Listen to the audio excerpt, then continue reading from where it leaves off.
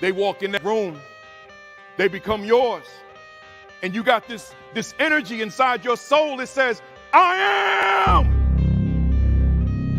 the number one determinant of the success or failure of my students. Hey, y'all, when you get back, kick some butt. I'll see you in the winner's circle celebrating your victory. Let's go. Let's go. Let's go. Let's go. Let's go. Let's go. Let's go. Let's go. Let's go. Let's do this. Let's do this. Let's go. Let's go. Thank you, everybody. And we are live. Good morning. I'm a few minutes late, but good morning. Good morning. Good morning. Good morning. Welcome to week 155 of the virtual AP Leadership Academy. Let me see who we got here. We got a lot of y'all here, man. I appreciate y'all hanging in there with me. We got my man, Ricardo Giannis, in the building. I met him yesterday, man. I'm gonna get into this later, but I got to tell y'all, man, it's just a joy. It's a blessing when I'm out there on the road and I meet the family, man, the virtual AP Leadership Academy family. When I meet them in the place, in the building. So I met Ricardo, man. He had the books. Man, that's an honor too, man. I signed the books, man. I don't like using that word autograph because I ain't no celebrity. I just signed my signature, right? And good to see you, my brother, Ricardo, in the building. We got Takesha High in the building. That was in Houston, by the way, y'all. We had a great time with leadership partners, I might add, with my man, Lawrence Cone, who brings me out there every year to talk to leaders in this symposium. Takesha High is in the building. Rodney Richardson's here. Grace Castaneda is here. That might be Grace Castaneda. Yeah, I got work on that. We got Marsha Poe out there in San Diego in the building. We got my man. We got Mike Van Winkle II. He said, peace to all this morning.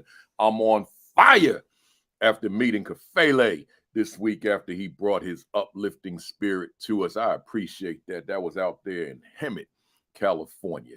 We got the Connecticut assistant principal of the year in the building, Arlette Johnson. She's going to be with us soon as well on here live, man. We're going to be getting down, talking about that AP leadership. She said, I got to read what she said. She said, good morning, Principal Kafele and AP Academy, back from spring break in Cancun and feeling re-energized for the fourth quarter. There you go. There you go. Y'all know you got to take it down sometime, man. You know, yesterday I preached the sermon, right? Like I did a 6-hour presentation in Houston, but when I closed, man, I started preaching, y'all. Talking about you can't let this work break you. You can't let other people break you, man. At some point, well, I'm gonna get into it in my commentary. Let me do these shout outs. Marsha Poe, I said, is here. Coach Central, Donna Shara Gantz in the building, man. Don, I know I keep saying it every week, but I appreciate you so much. You just don't know, man. You have exposed us to a lot of people through all them shares you do. So I appreciate every time I see your name, I say, yes, Donna is here. Right. So I appreciate you, Donna. Hey, y'all, hit that share button, hit that retweet button, hit that repost button, hit all them buttons that make other people aware that we're here. Right. We got Cynthia Farmer. We got Cammie Berry. Cynthia Farmer in the building. She says she's on fire. She's ready to go. Edgar Ray, Garfar WT out there in Atlanta. Principal Karen Fletcher is in the building. Demetrius Scott.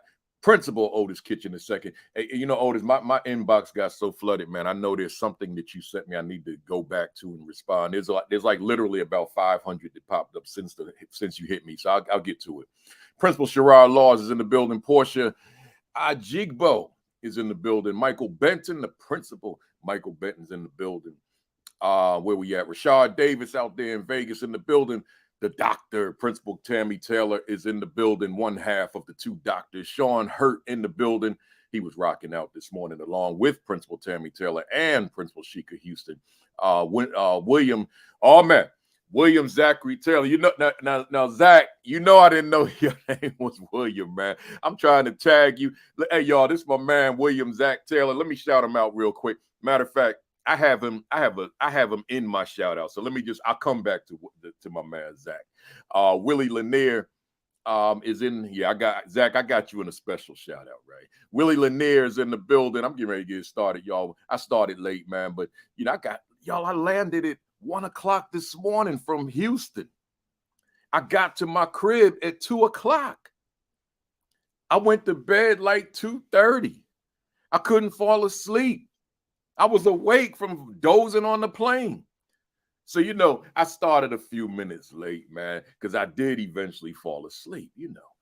I'm the $1 million mile man, man. You know, I'm putting in these miles. There's the other half of the two doctors, Dr. Sheikah Houston, her and Dr. Tammy Taylor, just making it happen. The two doctors in the building. Tony McClenny is here. Lavelle Johnson is here. I see you. My man Hafiz Melton is here. Principal James Presley, he's going to be my guest real soon, man, real soon. Arcella Austri, Ohio Girl Jones, and there I'm going to end it with the Queen, man. The Queen is in the building, so we're going to end the shout-outs with the Queen. The Queen, my wife, Kimberly Broughton Kafele, is in the building, right? So I see the rest of y'all, man. I see you, and I'm glad you're here. But let me get it started, man. I got the big time guest on here this morning. So you know, I told you, man, we international. We got the commissioners watching, Secretary of Education watching. Man, I got the assistant commissioner in New York State watching, man. So let me stop wasting time. Let me just get all my stuff in so he and I can have a very good conversation. Let me say to you, good morning. Man, I just looked at my arms, man. I don't have my bracelets on, my watch on. I'm gonna have to go off camera in a little while. I got to have that, man. Greetings. Welcome to week 155 of the virtual AP Leadership Academy. And let me ask you that question. Hey, y'all, how you feel? How you feel? Let me tell you how I feel, man, with limited sleep, not just last night, but all week, man. I've been in California. Man, I've been all over the place. But you know something, man? I'm going to get that sleep tonight, though. But in the meantime, let me let you know how I feel. You probably could sense it. But I want to make sure you really know. I'm on fire! Woo! Yeah, that's how I'm feeling. So if you didn't know what Biggie say, now you know. Right? That's how I feel. But oh yeah, man, see, hey, Anael, I know you in the background there, but I saw, you know, I remember what you said. My wife, man, look what she just did. And matter of fact, all of you, look what my wife just did, man. Look. See, you gotta have the right partner, man. You can't just be with anybody, right? You gotta have the right one. So the wife heard me. She know I need these bracelets. She know I need this watch on. I mean, it's not like I'm looking at my time. It's just that this is what I wear. So she came down here. See, you got to have the right partner in your life, man. I'm not even talking about your relationship. I'm talking about whatever. You got to have the people that got your back. That's what you got to have in your life, man. She could have laid up there and said, oh, well, he could still do his thing without it. Nah, man, because I saw her coming down because, you know, she just got up. I'm putting too much information out right now. So I'm like, man, she don't usually come down at 11 like this on a Saturday. And then I seen her. She brought this, man. Let me throw these on. Hey, y'all, let me get back to it. So, you know, I'm blazing. Let me just get through my commentary first. My commentary. Look, y'all, I've been getting so many inboxes, DMs, emails from many of y'all and others, because I get a lot of things from people that don't know this academy exists. They know me in the AP world from the interview videos, so they don't know about this for some reason. It's on the same channel, but we'll leave that alone for now. So that means they don't search the channel. They just look for the video and then turn it off instead of clicking that button that says Virtual AP Leadership Academy. So, but here's what they're saying. Listen, because maybe some of you, Principal Kafele, I'm in a bad situation. The principal and I, man, it's not working. We don't get along. I'm not respected. I'm not appreciated. It's toxic. And I mean, they just keep coming. They keep coming. They keep coming. Now I say to them, well, have you watched the 5 videos I did on the virtual AP Leadership Academy about that, about the principal assistant principal relationship? I did 5 solo sessions. We talking about we're talking about 7 hours of content, right? So if you're in that situation, go back and see them vids. But let me say this to you.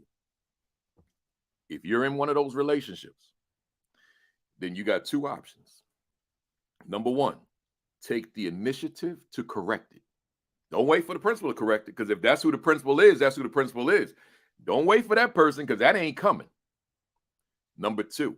So number 1, you take the initiative with your people skills, I might add. Oh, man, I feel so much better with these bracelets on, man, and this watch, man. It's like some energy in these bracelets, man.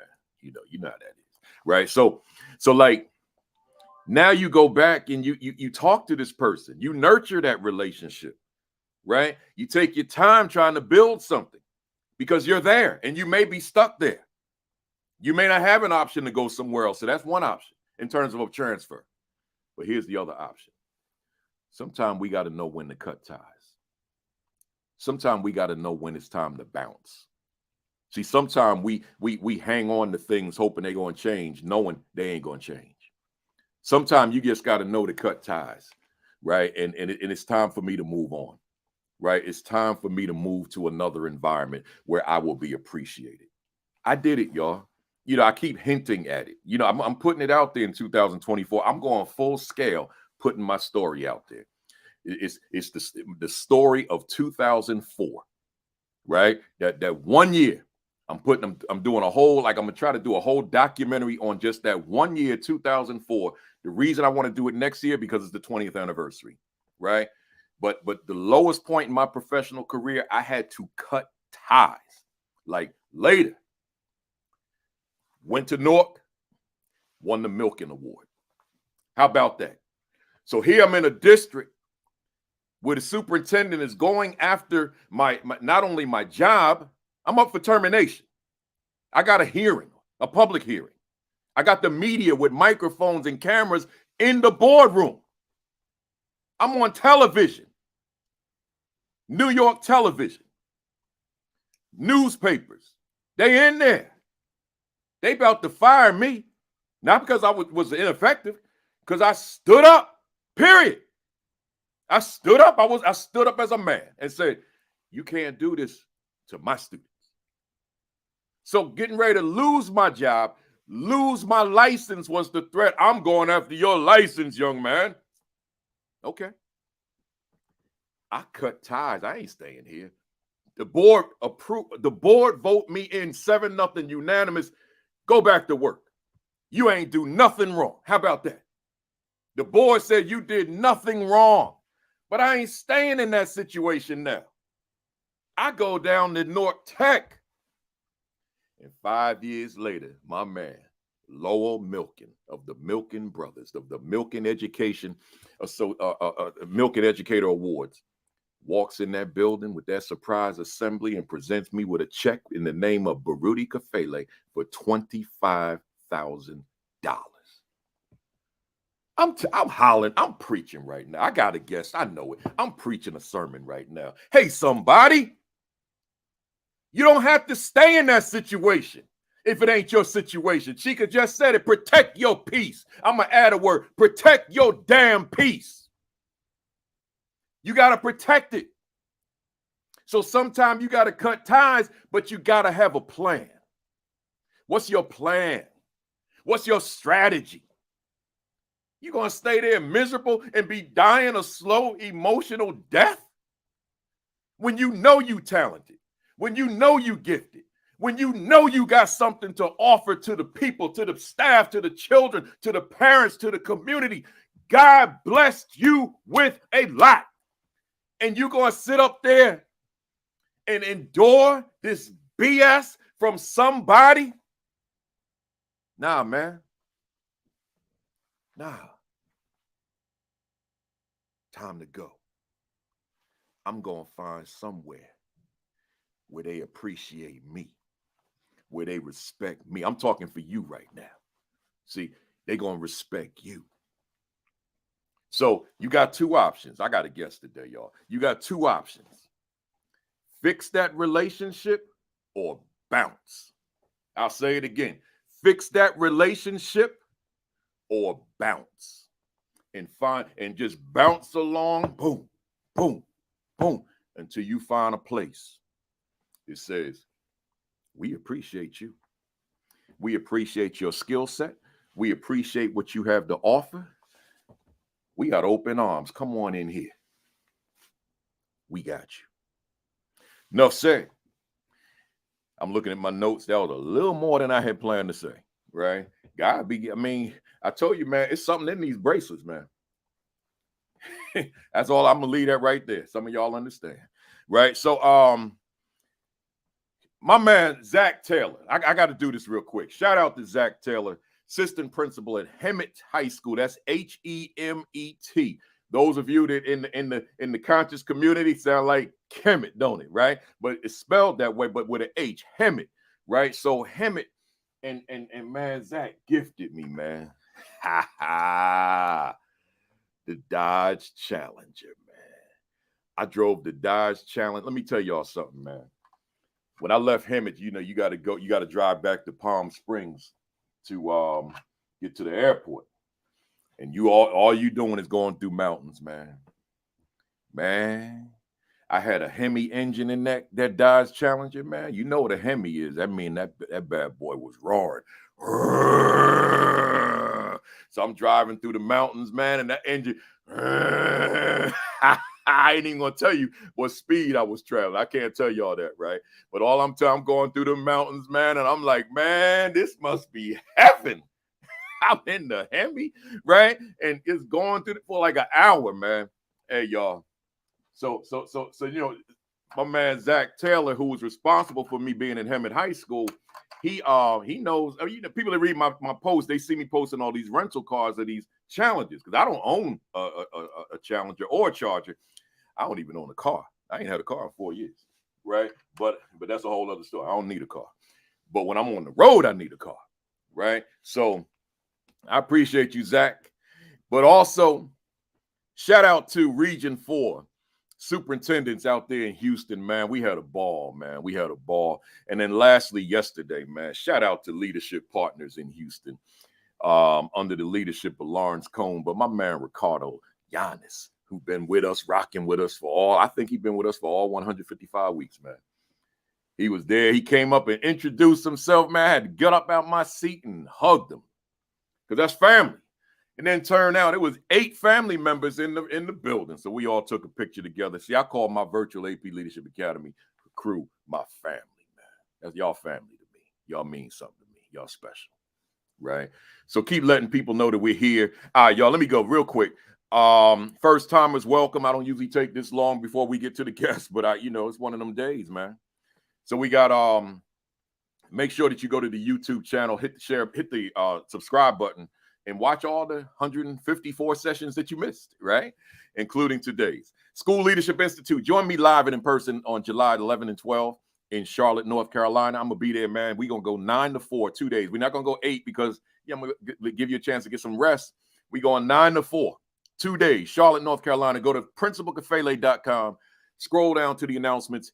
Hit the share button for where it says, hit the register button and then register.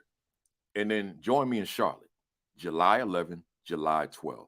The AP leader, the AP, I'm talking too fast, man. The Assistant Principal Identity, the book. Man, y'all keep sending that book every Saturday. Y'all send it right back to #1 on Amazon, right? In the administration section. So again, it's coming out May 5th. May 5th, the Assistant Principal Identity. I already started writing the Assistant Principal Impact on the plane last week, man. How about that? Writing the next book and the new one ain't even come out yet, right? See, that's fire. That's fire. That's all it is. It's fire, right? So get that book. You can get it discounted from ASCD. I put a discount code on my Facebook page and my Twitter page. Just scroll a little bit and you'll see it. You can go to ASCD and they give you 25% off. If not, just go to Amazon, get the book. Let's send it back to #1 during the pre-order phase. It'll come again. May 5th is the release date. And then go to Alexa, ASCD Alexa partnered, and you can get my audio now. I'm on Alexa, man. Just say Alexa ASCD and then Principal Kafele or morning messages or something. I don't know. I don't know what Alexa is really, y'all. I mean, I got a sense of it. They say, man, you sound ignorant. I mean, I'm old school, man. I'm still paper and pen and all that, right? But go to Alexa, and I got these daily morning messages, right? It's just a little motivational stuff. Check that out, right? And then I'm not going to promote my books right now. Well, I'll put them on the screen real quick. Not all my books, just the two that are most important for this conference. Man, I got to slow down, man, for this platform, right? Get these books of Amazon as well. And then lastly, my jersey. Woo! I cannot mention this. I'm all Jackie Robinson this month, but y'all ain't seen this. Y'all ain't seen this one.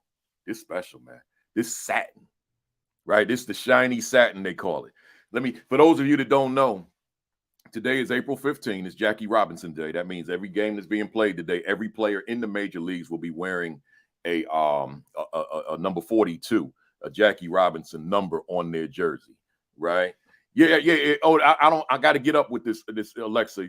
They tell me I'm like 50 years behind the time, so I got to get with it because I heard it does a lot of real special things. I'm gonna get with it. So this is shiny. Let me tell you why real quick. Because in the 30s, the 40s, when they started going to night baseball, because they had the Lewis Latimer invention of electric lighting. That's a whole nother story, though. So now they're getting ready to light up the stadium. So they light the stadiums up, but they weren't lit the way we see them today. So the Dodgers, starting with them and then other teams, this is before Jackie Robinson came to the team, obviously.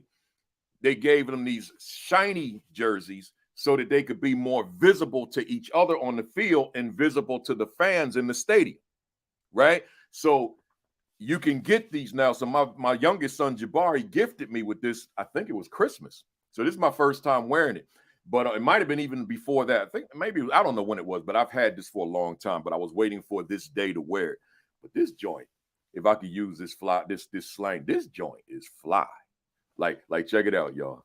I got the zipper, man. The zipper. See, this joint is fly right here, right? Check it out. All right, y'all. Enough said. I got a guest today. I got the Assistant Commissioner of the Department of Education, New York State, in the building. Among other things that he does, a former teacher, assistant principal, assistant superintendent, I think, but I definitely know superintendent. So he's done a lot. I'm gonna read the bio in a minute, but I wanted to give you that backdrop.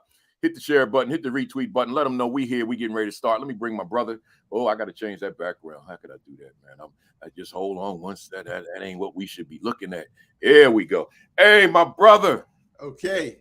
Dr. Alston, great to see you. How you feeling?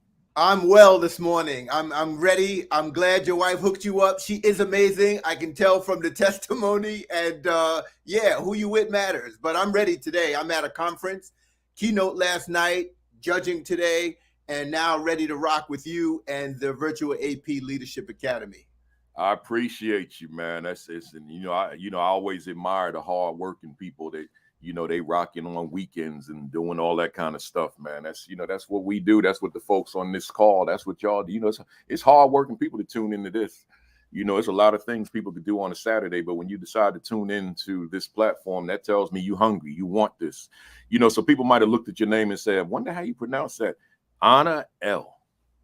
Anael, right? One word, Anael. That's right. So let me read his bio, y'all. Born and raised in Bedford-Stuyvesant, Brooklyn, New York City. Dr. Anael Alston, Dr. A, has been recognized at the county, state, and national levels for his ability to lead teams to increase capacity and raise student achievement in the field of education. He is currently the Assistant Commissioner for the Office of Access, Equity, and Community Engagement in the New York State Department of Education Department. I said that twice, in the New York State Education Department. In this capacity, he informs educational policy across the state and administers nearly $200 million to help support students across New York State from pre-kindergarten through graduate school. This includes oversight and management of the historic New York State My Brother's Keeper movement. I want to say that again. This includes oversight and management of the historic New York State My Brother's Keeper movement to improve outcomes for boys and young men of color, created by President Barack Obama. Under his watch, with a talented team, hundreds of thousands of young men of color are given opportunities, insights, and strategies and support to improve their school and life outcomes. The impact of the New York State My Brother's Keeper caught the attention of the foundation, Obama Foundation, where Dr. Alston was asked to present from the main stage at the foundation's Democracy Forum in November 2022 and share some of the impact and outcomes for New York State My Brother's Keeper. The presentation was received with a rousing standing ovation. Before I go further with the bio, y'all, let me holler at y'all in the audience. So that My Brother's Keeper program that was initiated by President Obama, that various states took hold of, Dr. Alston it heads up the New York component of My Brother's Keeper. New York, and this is not me, putting down other states, but New York, as far as My Brother's Keeper, is just head and shoulders above the rest of the country. I mean, the things that they're doing with that as it relates to young men of color is just, it's just amazing. It's phenomenal, right? So this is a core part of the work that Dr. Alston does. And that's why he would be invited to that particular conference, so that folks could hear what's happening in New York under the leadership of Dr. Alston. So let me go back to the bio. Prior to that, he was the superintendent of schools for Hamilton Central School District.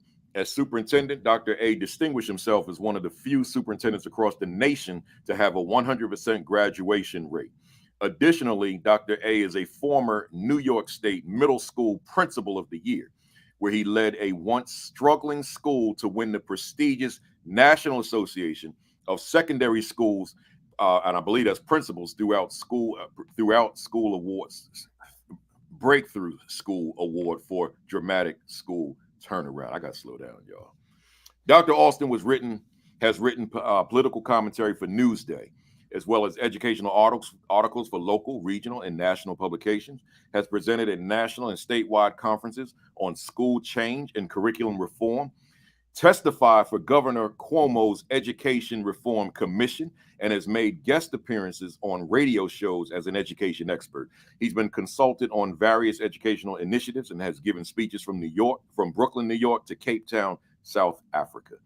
He's also co-author of the book You're Hired: The Inside Secrets to Landing Your School Leadership Job, and wrote a chapter in Growing Up Single, an unorthodox road travel. As a chapter published in Telling Our Stories, Culturally Different Adults Reflect on Growing Up in Single-Parent Families by Dr. Donna Y. Ford. Dr. Ford was on my other channel. She doesn't know this yet because I didn't tell her, but she'll be coming on this channel in 2024. A former Golden Gloves champion, Dr. A continues to fight for the children and the young adults across New York State, knowing that if someone did not fight for him, he would not be where he is today. That's a lot of accomplishment, Doc. That's a lot of stuff. Let's jump into it, folks. We ready to get down. Hit the share button, hit the retweet. Let them know. We are here for week 155 of the Virtual AP Leadership Academy. And Dr. Alston, as an educator, as I ask 100% of my guests, as an educator, who is Dr. Anael Alston?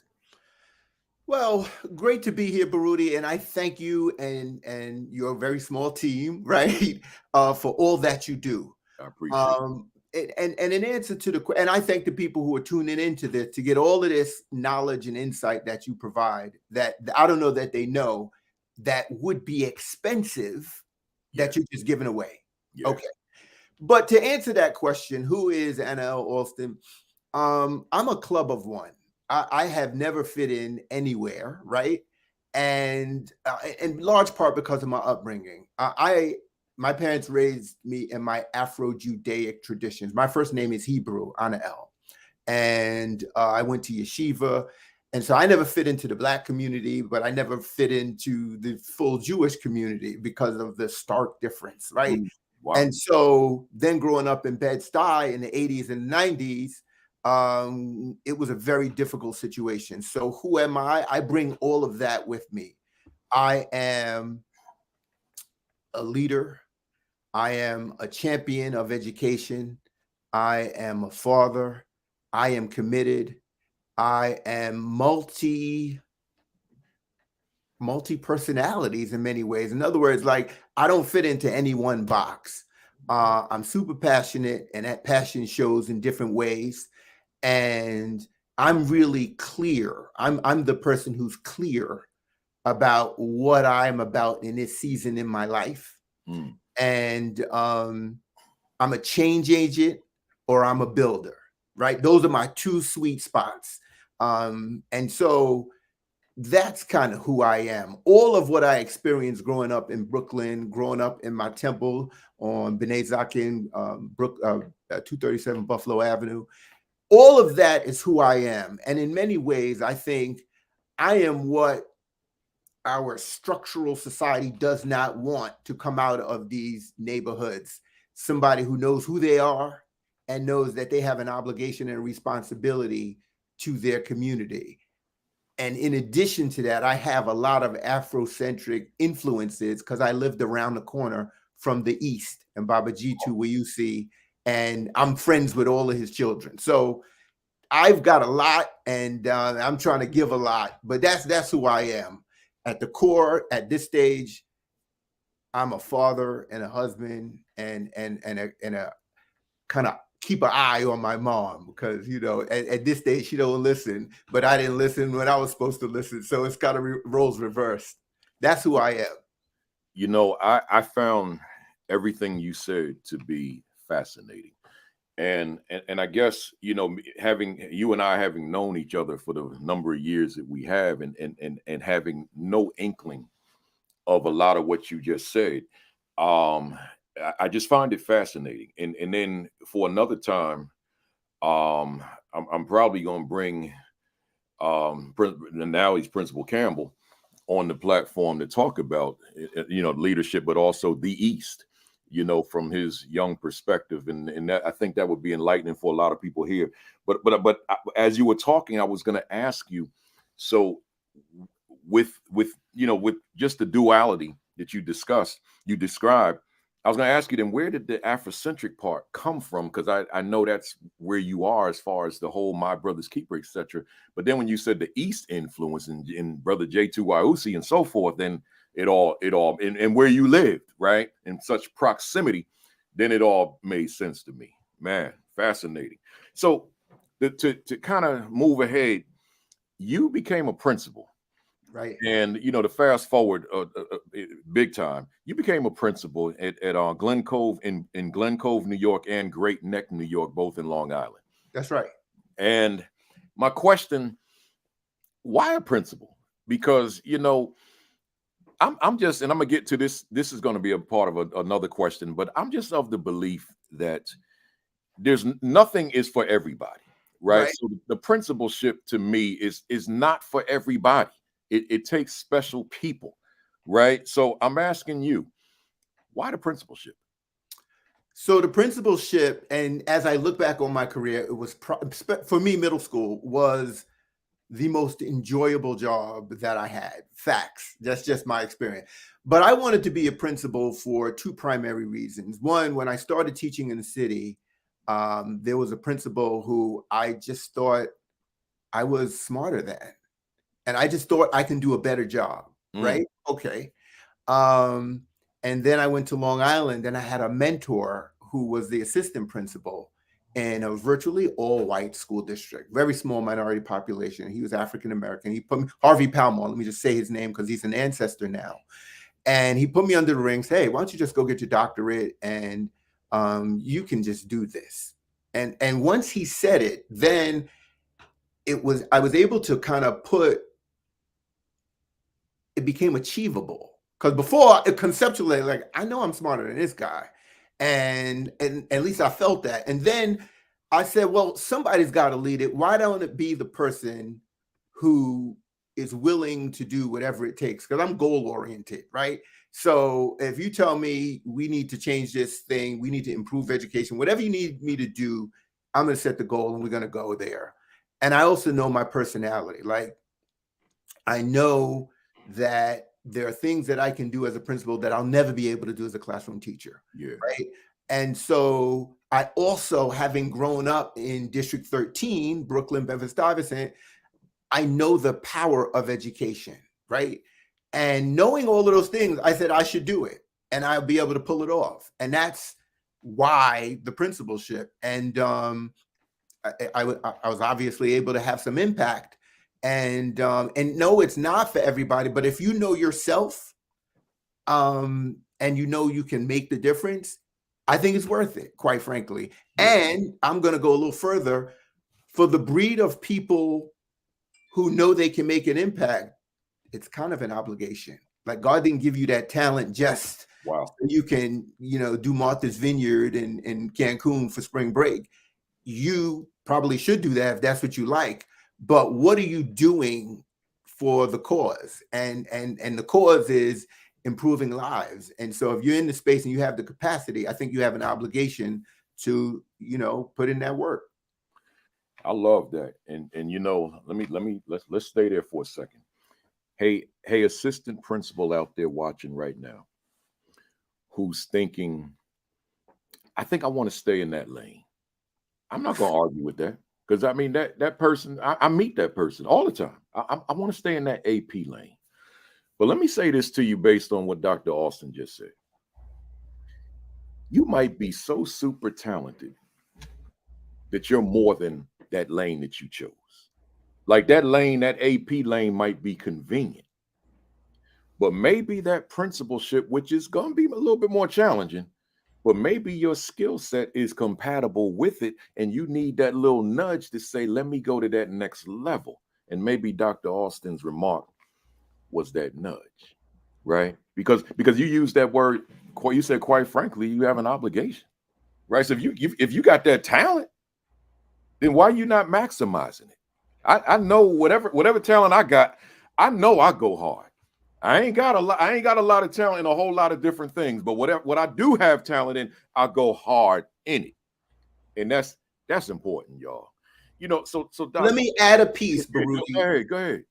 So you might have that talent and think you're going to play it safe, but I believe in a higher power. And sometimes you might just take a right hand that'll push you out of that. And I don't care if you have tenure.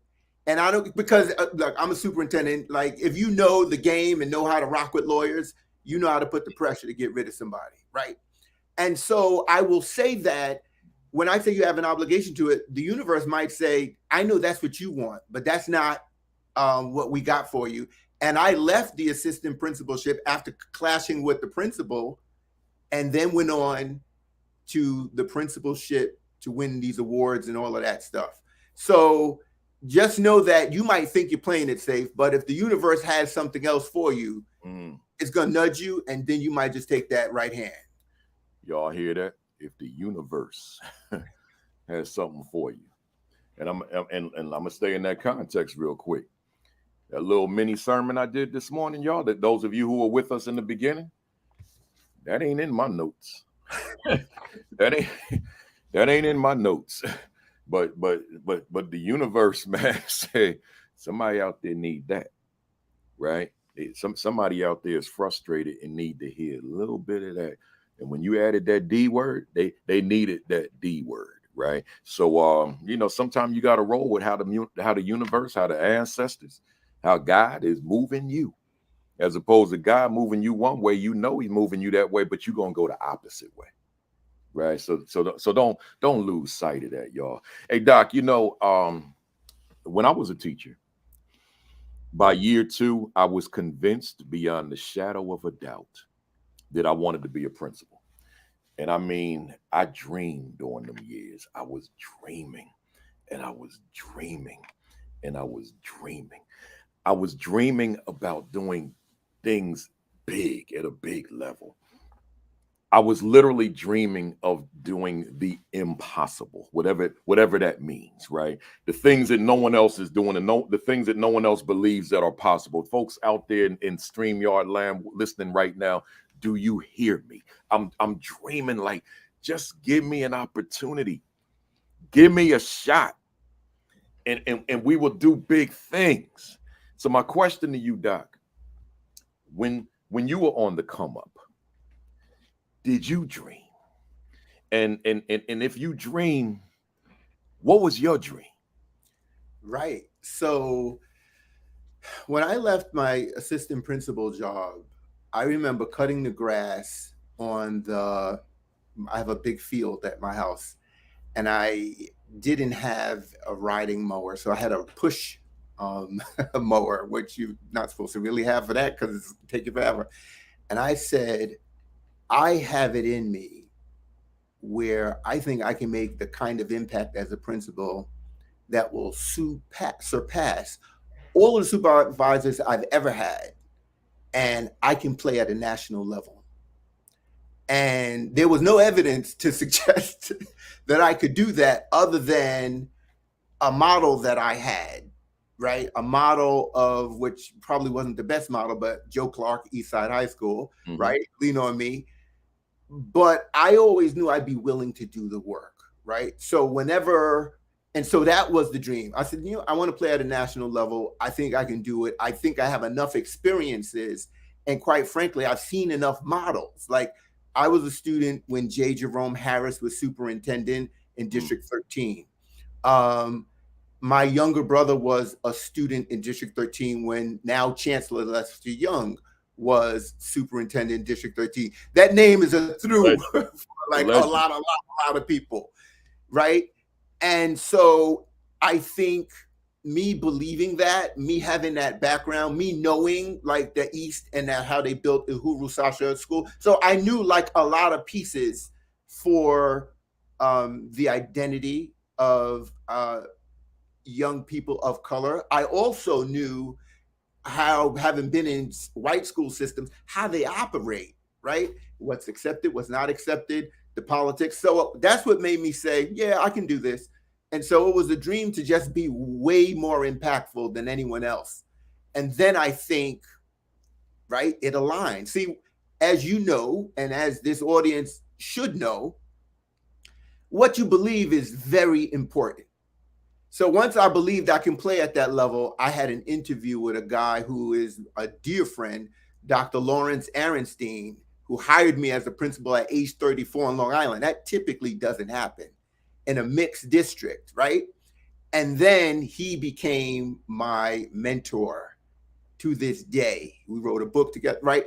And so because he had already played at a national level, so I now became his mentee and employee. Right. So that lined up really well. So the funny thing is, he won Nassau County something educators award, most influential educator. I won that award. He won a state principal of the year. I won state principal of the year. Mentorship matters. And I asked him one time, I had gone to Albany to do a presentation for the NAACP.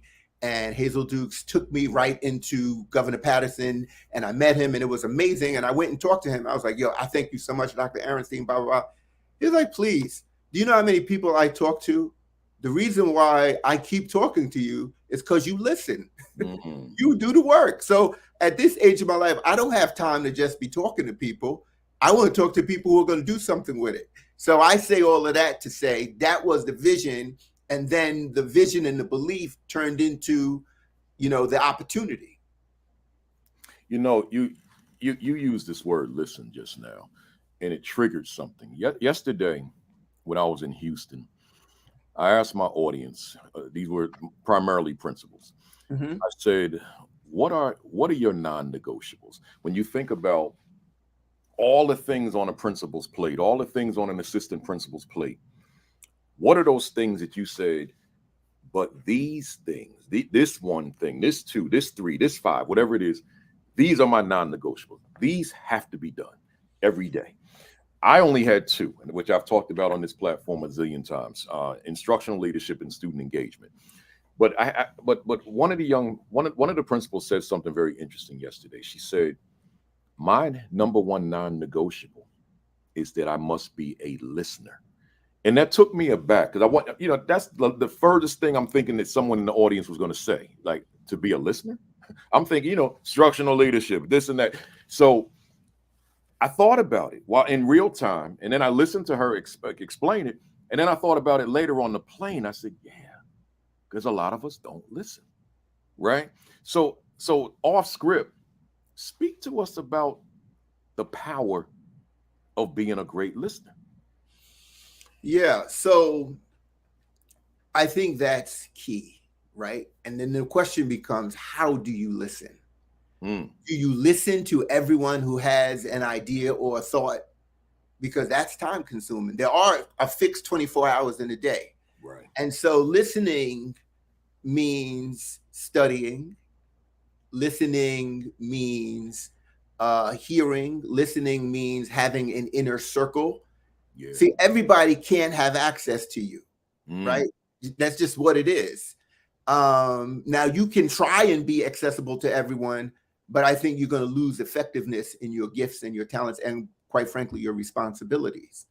And so I think a good leader puts systems and structures in places so that they get as much information as possible, with the understanding you really won't always have, you almost never will have all the information, right? Because even the information that you're listening to is coming up through filters, and people filter out what is in, what's out, what, based on their mental models. So I think listening is important, but that's where you build constituents, and that's where you build angels, and that's where you build, teams and relationships. And I think it comes down to relationships. And I think it also, but we got to define relationships, right? Adult, professional. We don't hang out. We don't drink together. And that's just the way I operate, right? yeah. Yeah. We're not Yeah. friends, Right. right? Because there's an organizational structure, and I don't want to ever be in a position where that's going to be compromised, right? And so I think listening is very important, but I would give that as a kind of given if you want to be successful at that level. So it wouldn't have been something that I listed because it's kind of a given for me. I love it. I love it. I want to shout out this young man real on the screen real quick, Leonard Johnson. I met him yesterday. Very impressive young leader. So I just want to shout him out because people that know me on social media, I shout out these young black males, these young black men all the time. We have a responsibility, even though I know that we're very diverse on the platform. We still have a responsibility to lift one another up, and every opportunity that I have to do that, that's what I do. I want to ask you a question. I guess it's an opinionated question, but I want to ask you this. At what point in your mind is the dream, whatever one's dream is, and I mean, I got everybody that's on this call and who will watch the video later, which is where the bulk of the views come from. I'm talking to you guys, but I'm asking the question to Dr. Alston. At what point is the dream unrealistic? And before you answer that, there's so many people on the call who are dreaming.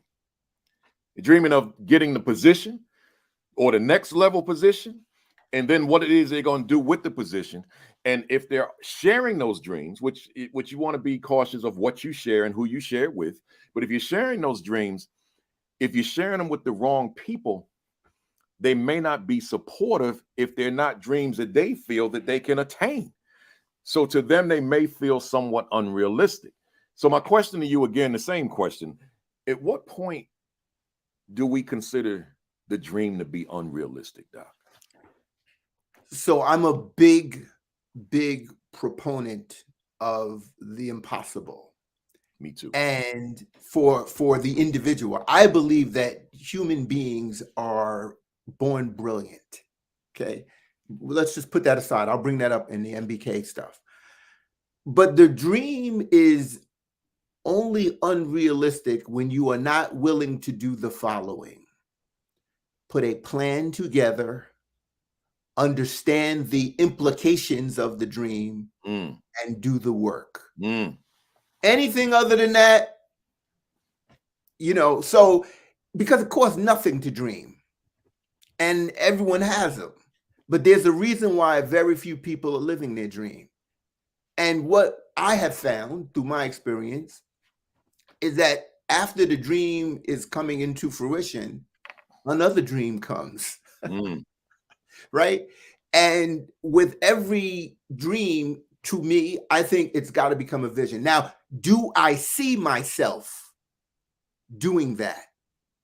Because now the dream is a vision, because I'm asleep when I'm dreaming, right? yeah. But now that I see the vision, I say, okay, what's around me when I'm doing that? What's the price I got to pay? Now that's where 80% of the people drop off. They don't want to pay the price, because there is a price. And look, if you know people in this business who have achieved high, just ask them to see the scars on their back. Yeah. That's I've yet to find someone who is super effective, powerful, big name, and don't have those scars. Because that's unfortunately That's it.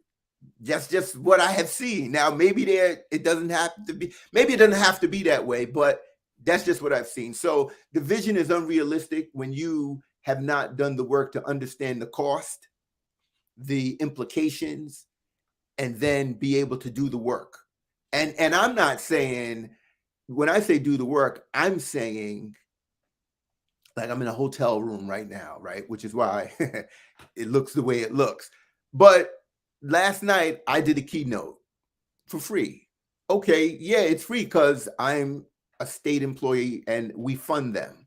Okay. But there will be a time when I'm on stage and the minimum is X number of dollars. And that's fine, unless I want to just bless somebody. But that's paying a price, Yeah. right? And so that's something I want to do a little later on. But for now, I'm just paying the price. Somebody wants me to come. They think I can add value. Yeah, I'm going to add value. It's unrealistic to think I'm going to be Baruti Kafele interviewing Colin Powell, and I have not put in that body of work. Sorry. That's a dream. It's unrealistic. You know, you said a lot there. You said plan. If you're gonna have that big dream, well, you got to have a plan. It's not just walking around with a dream. But I like when you said, then you got to understand the implications. That's the piece right there. And see, sometimes we just see the end goal, but we don't see the implications along the journey, right? And then you said, then you got to do the work, right? And see, that's it. But then you talked about them scars, man. And I know it's people on here, you know, the ones that didn't see this from the beginning, or the ones who just don't know my, you know, that piece of my story. They would be surprised. Kafele almost got fired from principalship. Yeah. Kafele's license was threatened to be revoked. Yeah. Yeah. I got scars, man. But I'm proud of them scars, because I don't know that I'd occupy the place that I occupy today without those scars. See, so all of that matters, y'all. That matters. I'm not saying go out and get some scars now, but I am saying when you get the scars, that's not the time to quit. That's not the time to give up when there's scars, when everybody's coming for you. That's not the time to, oh, I gotta get out of here. I gotta find something else to do. No, you figure out how to overcome that, and you become that much stronger for it, right? That matters, man. So with that, Doc, there are people on the call who are dreaming. I'm looking at the thread. There are people who how big. They ready, they want it, they hungry. But here's the thing. Talk to us about how do I hold on to those dreams when the odds are stacked against me toward achieving those dreams? Yeah, the odds are only stacked against you to the extent that you accept that as a possibility, right? So, what do I mean by that? There are obstacles, and you can see them as obstacles, or you can see them as opportunities, right? So, I don't focus on the odds, because what we focus on, we tend to get. I focus on the opportunity, right? And so, whatever the odds are, and let's just take a nice big job like Secretary of Education, right? That is a big job. But I will tell you, even though it's a big job and the odds are small that you get it, it's a lot less smaller when you are respected by the governor of your state, Mm. right? It's a lot less smaller when you're respected by the governor of your state who happens to be the same political party as the elected president, right? So you can focus on the fact that it's such a big job, or you can focus on my craft. How do I do my job well, such that not that I have to share it, but that people will come knocking? One of the things, as you know, the longer you start building a reputation, people call you for jobs. And that's just the way it is. I will also say that this educational community is small. Sometimes it's so small, I'm like, how do I not know sister you had on last week? Yeah. And we both from Brooklyn, and we both know the Youngs, and like, but I don't know her. The same names you mentioned. Right. Dr. Nadia Lopez. Thank you very much. So I reached out to her just for the fact that we should know each other. Yeah. And so those odds, I think we have to be careful what stories we're telling ourselves. That's right. Because the story you're telling yourself is probably the one that's going to play out. Yeah. No, it's a small community. I'm walking through the Houston airport yesterday, and at least 2 people stopped me. Hey, Kafele. I'm looking like, we know each other. Nah, but I've been in your audience, So you just don't know who's around, and I could be in there acting a fool in the airport thing. Ain't nobody know me here, man. So it's a small, tight knit community, So yeah. So let's jump into your principalship a little bit. You were the New York State Middle School Principal of the Year. Yeah. Where you led a once struggling school to win the prestigious National Association of Secondary School Principals Breakthrough School Award for Dramatic Turnaround. I want to say that again. Breakthrough School Award for Dramatic Turnaround. That's that dream, y'all out there in the audience. That's that dream. Like I want to be in that school. I want to be that leader. I want to be that AP, but particularly that principal, so that now I can turn a school around. I can be acknowledged for what I did, but it's the children who benefit from your struggle, right? So with that, I know there's a million things you could talk about as to how that happened, but what I want to ask you, what was it about your leadership in general that turned around a once struggling school? So one of the things that my former boss and mentor, Dr. Lawrence Aronstein, told me how he supervised. He said, "Hey, Alston, I'm gonna make life simple for you. I supervise to the evidence." I'd never heard that before, and I was like, okay. So that means he's really interested in the outcomes. Okay, so that's the model that I used when I would do things. I'll say, okay, what outcome do I want? So the cafeteria was a hot spot in the middle school. So I asked the teachers, who are the players in this grade, into that grade, into this grade, who are more likely to raise ruckus in the cafeteria? She gave me about 8 young men per grade level, almost never girls. Okay, great. Pull them together. We'd have lunch with the principal. Tell somebody, order me a pie while I get a handle on that. And we would just talk about what? The Knicks at that time. Well, they want to come up. I don't talk about the Knicks anymore. I'm done. I'm divorced. Okay. We would talk about anything, their life, their this, their that. Okay, great. So then when we go back to the cafeteria, everyone knew that we had relationship. So cafeteria was good. The hallway, everyone came to class late. I started doing hall sweeps. I said, here's the deal, guys. We got to be to class on time. So rather than just say, let's do hall sweeps, we said, look, I asked students to walk from this side of the building to that side of the building because I needed to make sure there was enough time in passing, right? Then I said, okay, when the late bell rings, teachers close your doors. Anyone who's late, send them to the auditorium. If you get, and we just going to do this twice. Anyone late from there on, lunch detention, not after school. That means you get to have lunch without your friends. Okay. So now all of a sudden that's done. Order. So order. And then the huge big lift was professional development. And watch this, supervising to the evidence. We didn't have a structural way of teaching reading. We didn't have a structural way of teaching writing. Every morning I was on a morning doing the morning announcements. Sounds familiar. And I would do affirmations. Mm. I am somebody. I'm going to be somebody. I am ready to learn. And one more thing. And I don't remember what it was, but I remember those things because I actually had to say them when Dr. Harris was the superintendent in elementary school. So my big thing was supervised to the evidence, and everything was an outcomes-based orientation. So whatever the outcome was, I'll say, okay, this is the outcome, this is the impact, and let's go from there. So that's the short and dirty of it. So it was really conceptual, right?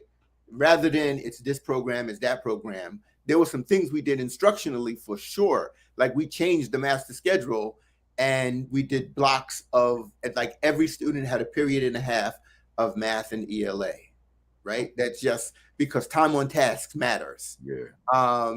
Yeah. So there was a lot of that. And we also, yeah, there was a lot. But I think the big picture was, and I got to say this political, the big picture was the superintendent, and the other piece was the board had his back. So, there's a dynamic, and people aren't always aware of it.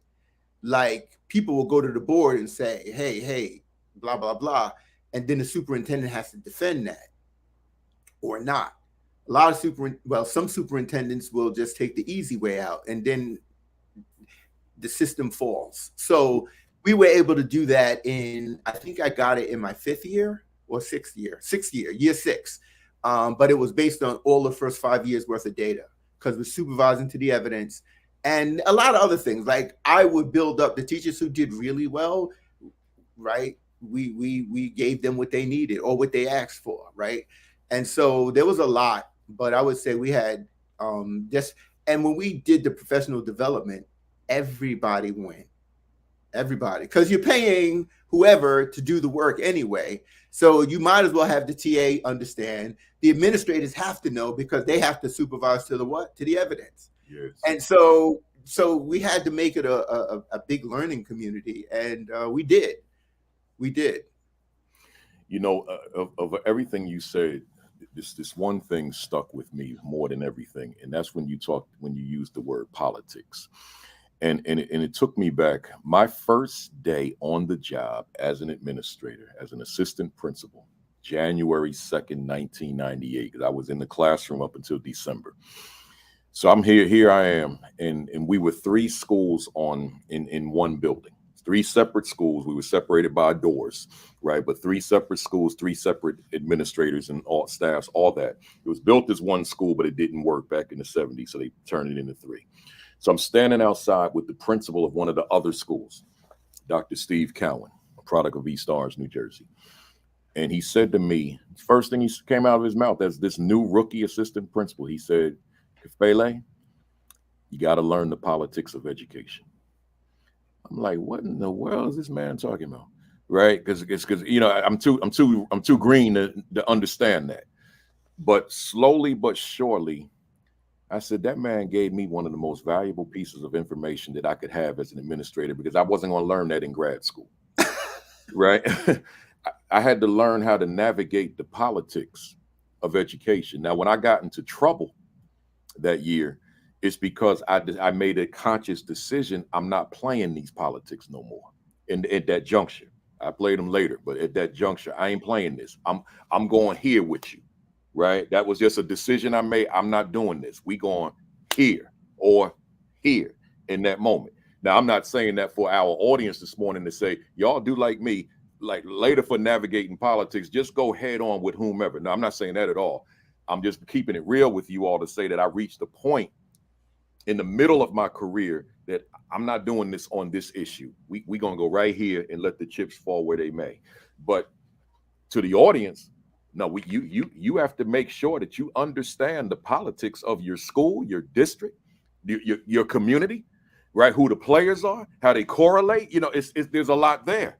And sometimes the most political people are on your staff, but you don't know who they are. You don't know that the board president is the board president's cousin is your math teacher. Right. So everything that goes on in your building goes right back to that board. So there's so much to navigate. right? You that custodian that you just see as a broom pusher is the husband of the board president, right? So you know a lot, but that stuff is undercover, so you don't know what's going on. So there's so much that you just need to just explore to make you that much more aware in a leadership capacity. It's not trivial stuff. It's real stuff that has real implications for your effectiveness in school. So when you said that, it just jarred all that stuff that I hadn't thought about in a while. You know, we brought up Dr. Lopez just a second ago, and I asked her a question. It was the first time I ever asked anybody this question, but I want to throw the same question at you just for my own edification and the folks who were on with us last week in terms of just comparing responses. I asked her, I said, and I'm asking you, does it take a special person to be a school leader, or can we train anybody to be good? Let's say anybody in the classroom or counselor to be effective as a school leader. Now, I want to give my response first before you go. My response to that is no. Nobody, I don't feel that anybody that's talented in a classroom can be trained up to be effective leading a school. Because for me, and I'm not, and even if you don't agree with that, that's fine. For me, that's a different skill set. Leading children does not translate to leading adults in my mind, right? That's a different skill set in leading adult personalities versus fifth graders, right? So let's hear what you got to say on that. So just repeat the question so I'm really clear. Yeah. Can anybody does it take a special individual like yourself to become a principal, or can we train anybody that's in a classroom that's got talent to become an effective principal? Not to become a principal, but an effective principal. Right. So I'm going to use effective with good, right? Mm-hmm. And I'm gonna I took a class at Columbia University, and it was called Good Schools, How They Get Made. And Larry Cuban was the professor, and he said the first question is good for who and good for what? Because if we're not clear on that to begin with, yeah, effective good is going to be ambiguous, and I think it depends on the outcome. So to answer the question, to have, and I think education is not the strongest in the world, typical public education in the United States, not particularly strong. And by the way, that's in very wealthy districts, urban districts. And how do I know this? I've worked in them all. I've been on the board of a high performing one out in Eastern Long Island, Quag. And I've studied probably the top boarding schools on the East Coast, right? So now I have a really deep understanding on the kinds of young people that are turned out. So for an educational system that overall is mediocre, no, you don't need a special talent. You just need, basic competence. You can train that up.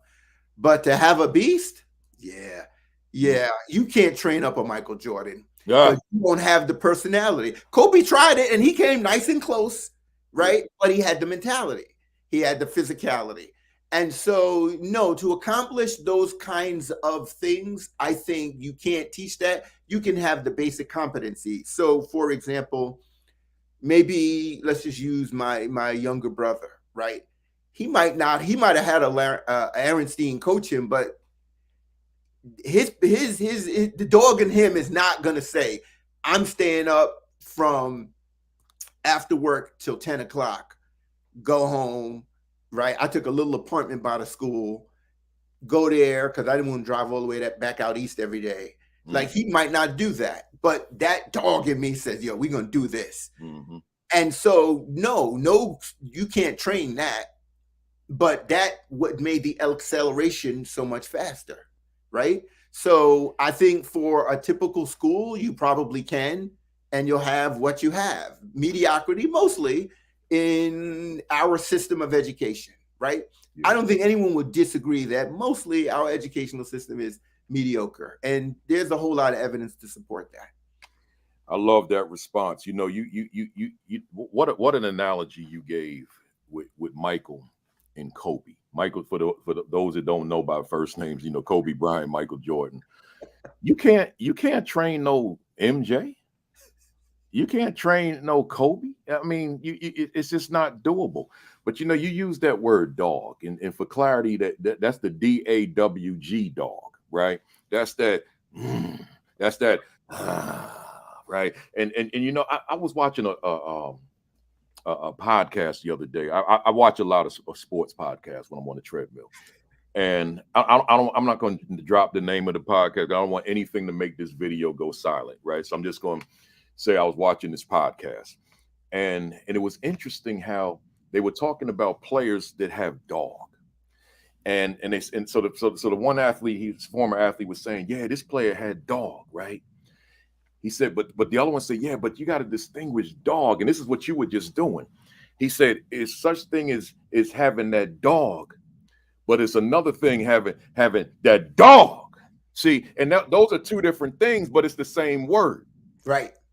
So one could be a great whatever athlete, whatever, and you got that dog, but then that other one, but that one got that dog. That's another level. That's right. Right. So when we look at the principalship, and let's just stay with that word, yeah, you can come in there, you got that dog, but do you have that dog? When you talk about 2-time principal of the year, see, you brought that dog, right? That's another level dog, man. But just, I know I'm using a word that I don't use a lot on the platform, y'all, but I think y'all hear what we're saying in terms of just those elevations, those stages, in terms of folks that we train. So I would want to be in position to help to instill some level of dog, even though you got to kind of bring that with you. I know I brought that with me. I know it. And as a presenter, and I don't mean the on stage presenter, I mean the behind the scenes that y'all don't see. I know I'm bringing dog. Everybody ain't sleeping on no airport floor, y'all. That's dog. That ain't dog. That's dog. That's right. I sleep on this floor so that I could speak to an audience. Oh, and by the way, that I'm not being paid a dime to speak to. I'm not a keynoter at that conference. I'm a breakout session presenter. So I'll sleep on the floor to get to that conference to give a 1-hour presentation for free. That's dog. See? So hey, let me get my mirror, y'all. Who are you? Who are you? You got that dog or you got that dog?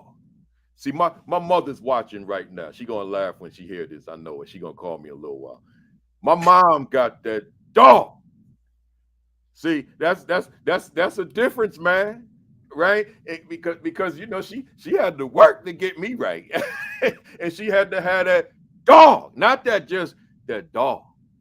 See, it's a difference, y'all. Let's go. Hey, I want to get to MBK. I want to hear you. When I went on my little sermon this morning, and for those that weren't with us then, I'm not going to do it again, but I'm going to say this. I was talking about the fact that I'm just being flooded, inundated with DMs, inboxes, etc., of people who are frustrated on the job. And when I say frustrated, specifically the relationship they have with their principal. These are APs.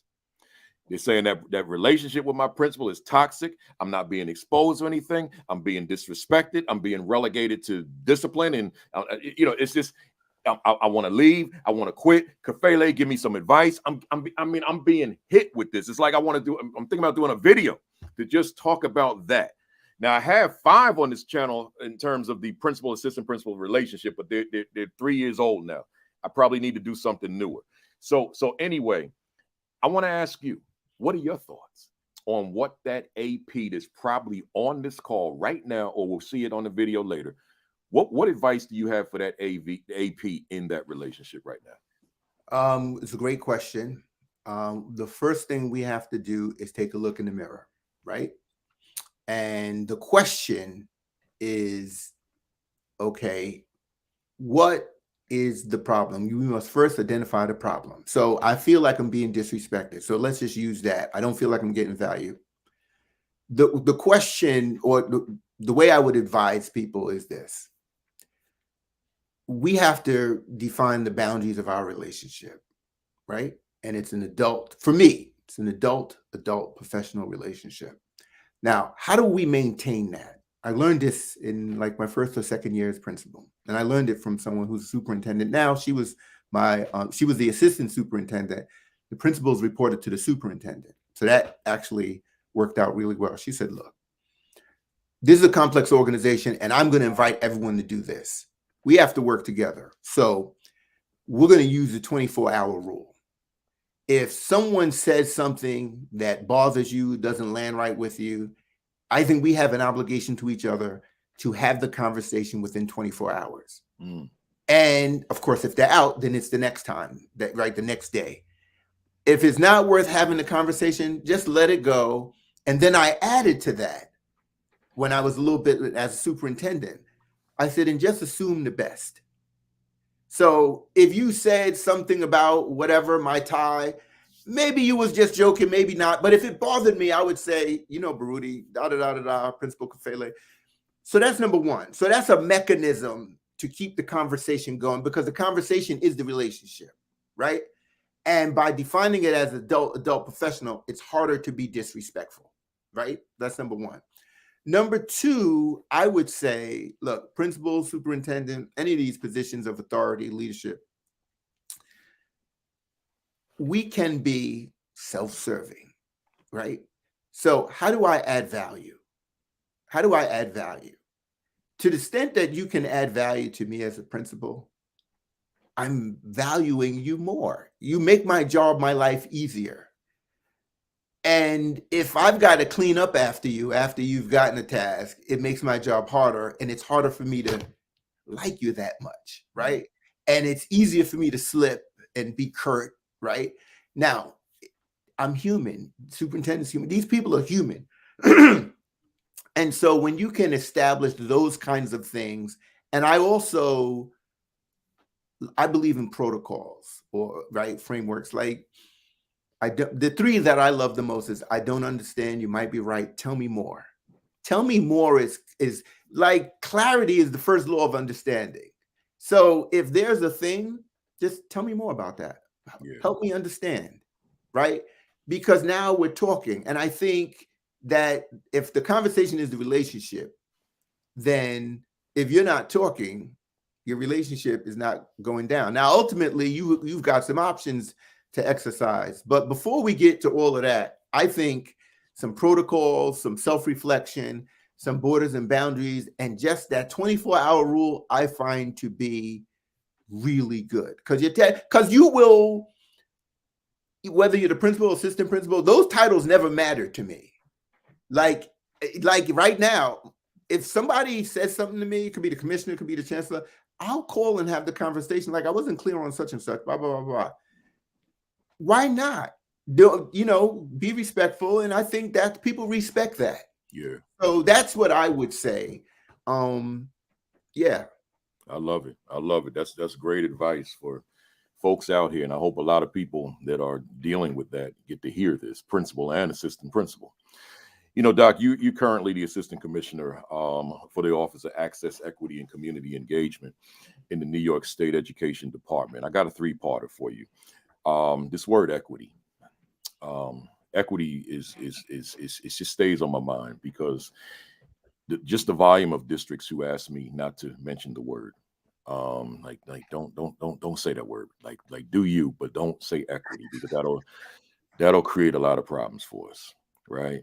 And then once I explain what equity means, we've taken equity and we've expounded on it, and that's where a lot of the confusion comes in. But I use this word equity at its very core, and there's no political connotation within it. I want to ask you, because you oversee the department. What is equity to you, and why does it matter? Well, let's start with what is equity to me. Equity, and I use it in the most broadest terms, right from the dictionary, right?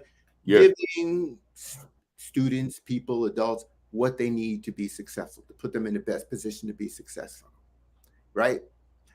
everyone is not born at the same level for a variety of historical reasons, right? That's a fact. Okay. For a variety of personal decision reasons, right?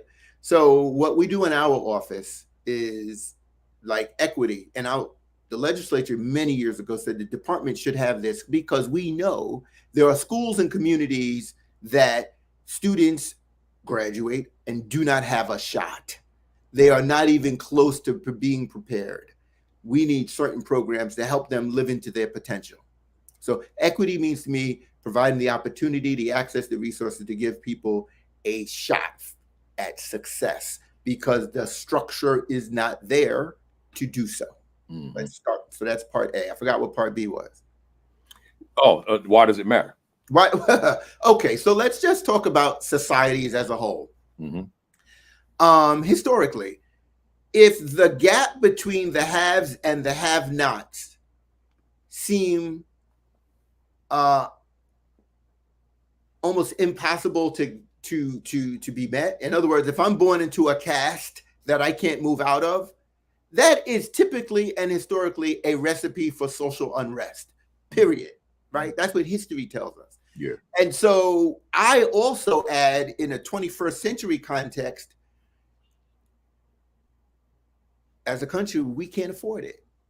We can't afford to not have everyone contribute to our economy to build our nation, because the decades of the United States being this great global superpower are gone, right? You've got all of these other countries who are like, yeah, and we're smarter than you, and we're better engineers than you. So what are we talking about? You're great. How? When were you great? What? You were competing against you and another continent. So that game has changed. Remember they say, I think it was Fat Joe, yesterday's price ain't today's price? Mm-hmm. Well, right. So as a former boxer, champion, there you go. You go into the ring as best trained possible with everything that you have prepared to do. You cannot go in with a sore right hand and compete at a top level and think you're going to win, right? So as a country that has more and more students of color, to ignore equity and to ignore the systems and structures that prevent young people to live into their full potential, to ignore that is to our own detriment as a company. Now, I challenge anyone in the world to refute that. I love it. It's irrefutable. Hey, Doc, I'm an assistant principal in a school, and I've got some anti-equity teachers on my staff that I supervise. They're opposed to equity. What am I to do? Well, the conversation is the relationship, and I think we should probably get a real clear definition of what equity is. That's right. And I think anyone in a community that thinks they are anti-equity, you want to look at their own life and use examples. So my mother's 80, right? And she's in relatively good health. So if that changes, do I want her to have equity? For her might mean her moving with us, right? And I don't recommend it be with my sister in an apartment in certain neighborhood, right? What is the best shot for her to have the thing? So would you not want your parent to be in the right nursing home if that was right? Because I think often when people think equity, they think someone's got to lose something for someone to get something. Right. And that's a mindset. That's a belief system. And so I think when you can relate it to, watch this, students with disabilities, the conversation shifts. If that's not equity in terms of the accommodations that we give, in terms of the IEP, in terms of the 504, there's education, so we should know what those are. If that's not equity, what is? So now we're just expanding, like, what else should we be doing to help students reach success? That's the conversation. Because a person who says they're anti-equity, you're going to say, so you're against 504 for students? It's a conversation. It's a question. Yeah. You're against that one-to-one aid for so-and-so? Right? It's a conversation. That's good stuff. Hey, folks out there, APs out there, principals out there, chances are in certain states, you got folks on that staff who are just anti-equity, but they're anti something that they don't know what it is. They don't know what it is they're anti. They heard somebody's perspective, some political connotation, some TV show, whatever, and they formulated an opinion of something they really don't understand. Because once I get into it in these schools, them folks riding with me. They're like, oh, yeah, because you have a multiplicity of different definitions of what it is. People have created their own definition.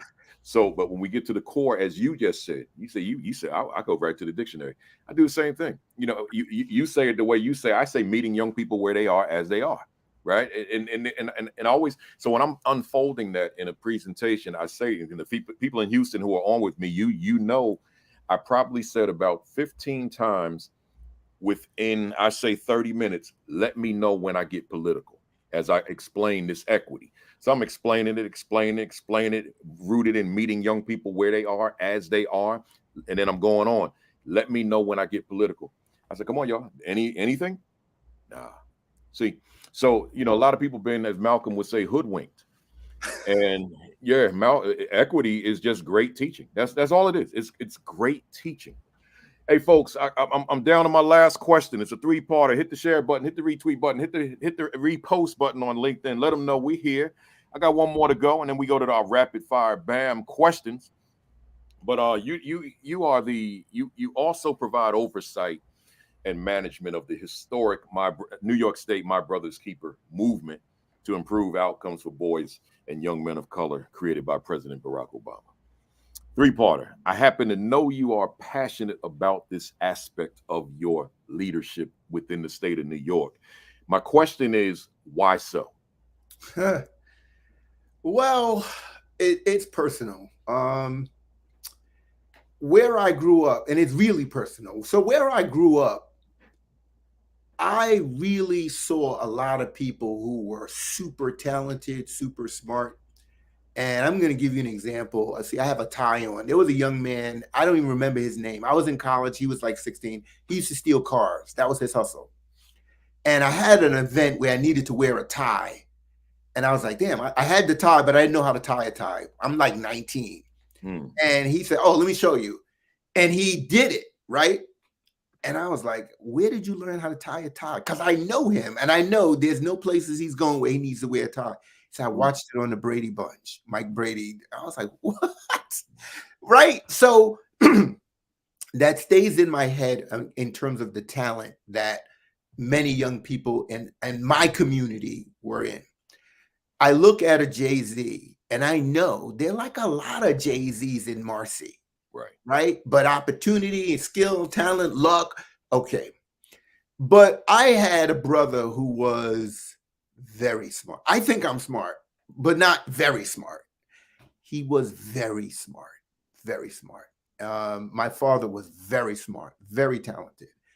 I lost my oldest brother in 1990 to the street. He was killed. And this was before it was called gun violence, right? I don't even call it gun violence. He was murdered. And that's a whole nother. So in 1990, and then in 1990, now he was very smart, but he dropped out of high school, right? And he was so skilled, he could take a dashboard out of a car, fix it, whatever the electrical, whatever was, without ever going to any training school. At best, he went to Franklin Avenue Library to get one of those old auto books to figure out. Okay, so I lost him. I had another brother who was killed in 1993. And he, like I would say, he wasn't my other brother, but he had that DAWG in him. So when if he put his mind to something, he could be super successful. So when I was training at Gleason's gym, now Gleason's gym is like premium. I'm training with my uncle and all the Judah brothers boxing. And so I'm in shape. He drinks, he smokes. We're in college together. And he was like, oh, you can't outrun me. I was like, dude, like, trust me. This is not even like, why waste your time and my time? This dog outran me. Right? That's a mindset issue. So that means he could, whatever he put his mind to, be successful. I lost both of them. So when I look at my own journey and how many times I was lucky to not be in the wrong place with the right people, because when you grow up in that environment, like, you know, you run into certain people, and so you're friendly with certain people, and you could easily be caught in a RICO or caught in a this and a that. And so I'm passionate about it because I see what I've been able to accomplish, but I also see what could they have accomplished. And so it's easy for me for this to be mission work in terms of designing structures, program, who to fund, who not to fund based on the RFP. So that's in part why I'm passionate about it. And I just come to a point where in this season of life, this is where I'm supposed to be doing. And so, yeah, it's personal for me and it's combining all the things that I've learned in education and all the things that I've lived to say, okay, we're not trying to change the whole education system. We're going to build this silo right. We're going to build a community where it is normalized to excel in school. It's not acting white. It is normalized to learn your history. It is normalized to thrive. It is normalized to be exposed to different things and places. It is normalized to meet a Baruti Kafele, to train me how to speak, and then be expected to get on the stage and speak in a TED style talk. It's normal to have rites of passage. And yeah, that I'm using everything that I've learned, plus tapping into elders and giants like Chancellor Young, Commissioner Rosa. These are people who have put in a lot of work. Yeah. And so it's kind of easy when you're in that zone. It's not a gig to me, that's for sure. Mm-hmm. You know, you pretty much answered my next question, but I'm going to throw it at you anyway. Those folks out here on the call right now who are non-MBK, but are struggling with Black and brown young men in terms of helping them to get to step into their educational greatness in their schools, in their classrooms. What's an example of something that MBK under your leadership could offer to them toward ensuring that their Black boys are on the right trajectory to success?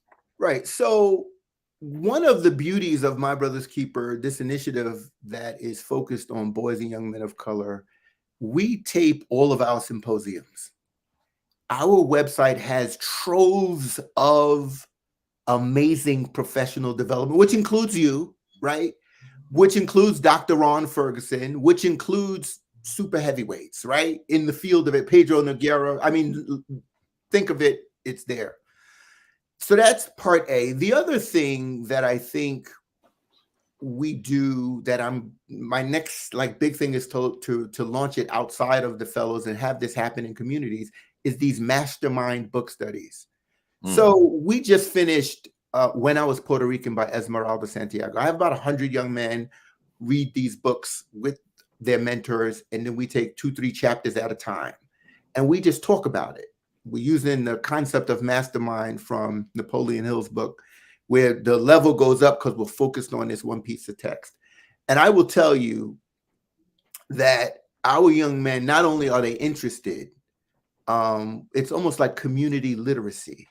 Like, you don't have to be the best reader, you don't have to, but you have some thoughts and we want to hear them. And let's talk about these things in a context where you feel safe, you feel valued, and the impact is powerful. So get people reading things and then build community.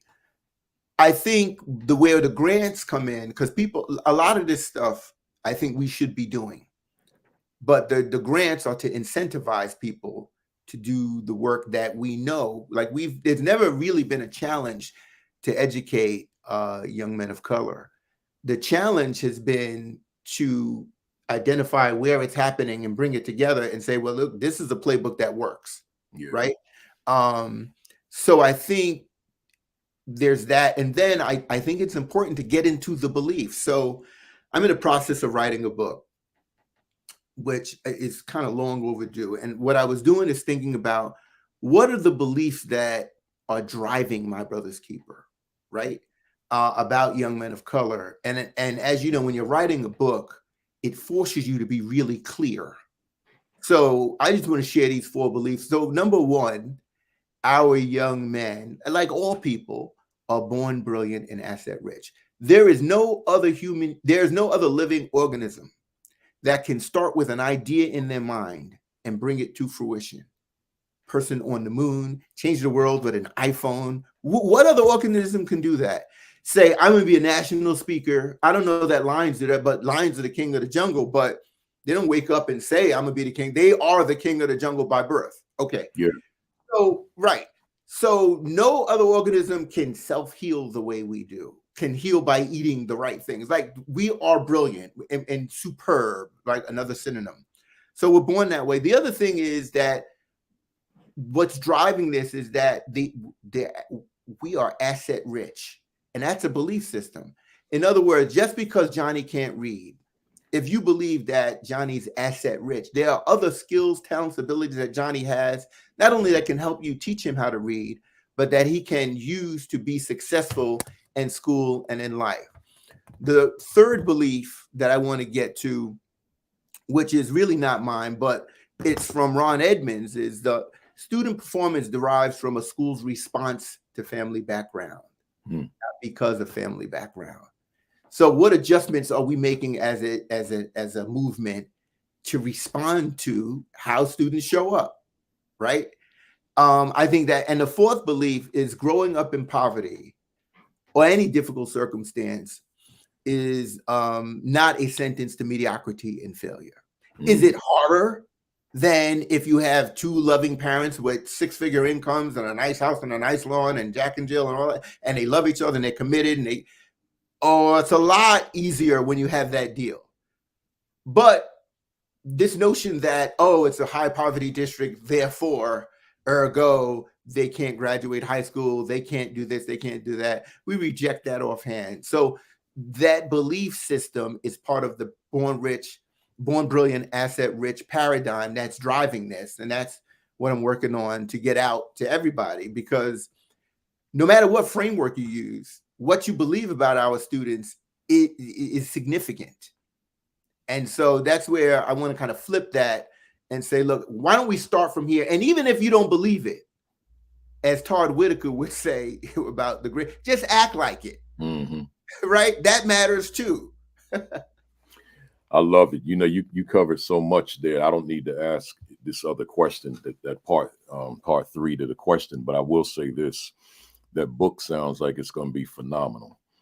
So, and I know we talked some time ago about you putting it together. So, you know, keep on doing your thing, working on that book. And I think I think the content's going to bless a lot of people, because I'm not going to ask you the question, but I'm going to tell you what it was. How do we compete with the streets in terms of this powerful pull lure that the streets have for such a large volume of our young people? But as I listen to the content of this book, of what it will comprise, I said there's really the answer right there. You know, there's a lot, obviously a lot in there within those 4 subcategories. So no need to ask that question.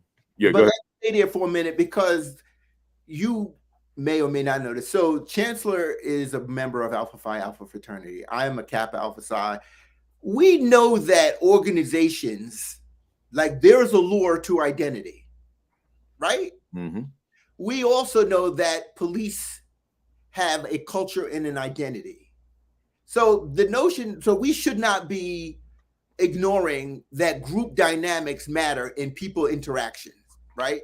So what we're doing is we've created a group. We've created a brotherhood. We've created a brotherhood that says boys and young men of color are brilliant. They have assets. We celebrate you. We teach you. We learn you. You embrace each other. And that is what gangs offer the streets. Yeah. We're just given a different paradigm, and it's cool to be that in our movement. Wow. So I think that's how we. I mean, I'm very clear when I'm looking at, and I'm very clear when we're looking at how we program this and how we compete with the streets. I'm very clear, at least this is a deep belief, that this is a battle for the minds. Yeah. And so we're not going in with 22s. Right. Right? We tapping into the ancestral knowledge. We're tapping into what we know works. We're tapping into the young people. Like, they share a lot with us. And that helps us continue to design and help support people at the local level when we give them funds to say, okay, why you want to do that? Yeah. And what outcome is that going to do? So that's how we battle with the streets, because that's a real thing that I think our APs need to know. Community does matter. People wear their MBK garb, as you know, with pride. Right. Just like when I wear anything Kappa, I had a Kappa shirt on the other day, with pride. Right. Yep. You know, to the folks out there, hang on before you leave, because Dr. Alston's going to give his contact information, and you may want to get in touch with him just to find out how you can start an MBK chapter in your school, in your district, right? So hold tight. We're going to go to these rapid fire. First, before we get to the rapid fire, man, so much knowledge shared today, sir. I appreciate you immensely for just being on here this morning and pouring into our folks to tune in to us every week. Let's go through these rapid fire. I call them my BAM impact questions. One word answer, one sentence answer max. Anything over a sentence, I'm going to cut you off. Right? So rapid fire, 21 questions. Here we go. Is education on the right path for underserved children? A chicken cannot produce a duck egg. Can true equity occur in America's schools for Black, brown, and other underserved students? A chicken can't produce a duck egg. Does Dr. Anael Alston's work contribute to the progress we desperately need? I truly believe so. If you could do a reset on your life, would your line of work be different or the same? It would be educator, but not in a structure. Okay. Why do you continue to do this work? Because it deeply matters and is needed. What fires you up within the work that you do? Knowing that I am following my calling. What is it about this work that you absolutely love? Knowing that I'm helping young people see themselves differently and shoot to the moon. What do you dislike about this work? The politics. Yeah, everybody's everybody. What has been your greatest victory in this work thus far? I think just being recognized by the former president that what we're doing in New York is so impactful. I think that's powerful, that we're having this kind of impact. That's huge. What was your greatest mistake in this work?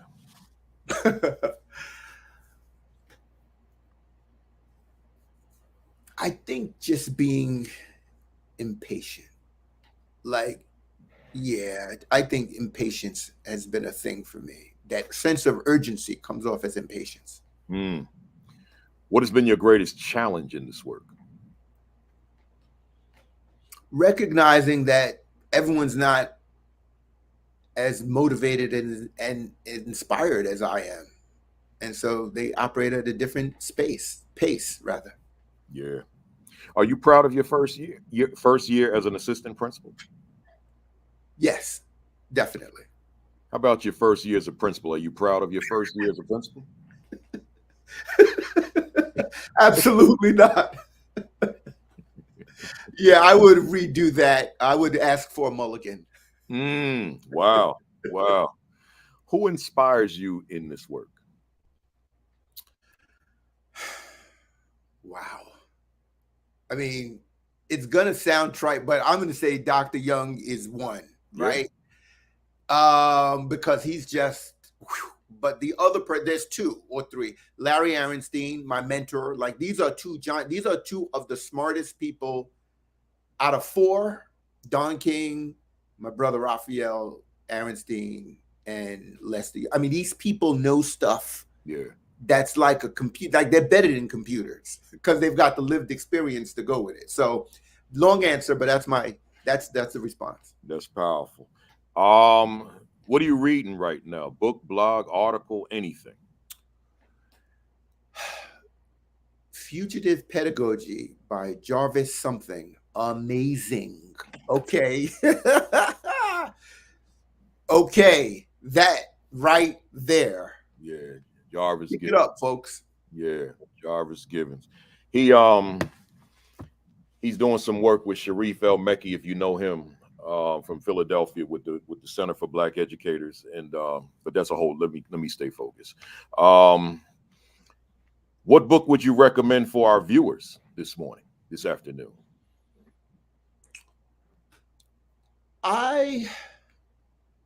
I would recommend the 21 Laws of Leadership by John Maxwell for this audience, my aspiring APs and principals. Great guide to help you make sense of important things. Good stuff. What do you want to accomplish that you haven't accomplished yet?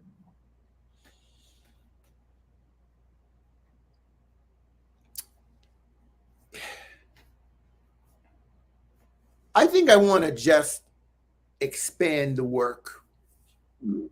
I really don't know exactly what that looks like. Because I'm in a season now where, yeah, I guess publish a book and be a bestseller and get this knowledge out, right? I want to share the story of my brother's keeper because it can help a lot of people. So I guess that's it. It's a 2-book series that I got to do. One on the fellows, and then on the whole movement as a statewide. Yeah. Wow, big time. I lost my train of thought. Lost my place. Here we go. Are you satisfied with where you are professionally right now? I'm never satisfied. Like, I am in this space for a reason, but I think there is more. I always feel like I can do more.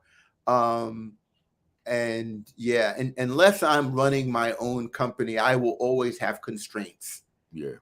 Because that's just the nature of being an employee. Yep. I understand. You know. That's why I left in part. What could you say to a viewer out there who continues to face closed doors? Create your own. There you go. Create your own door. Yes, you can. Yes, you can. What could you say to a viewer out there who's lost their fire?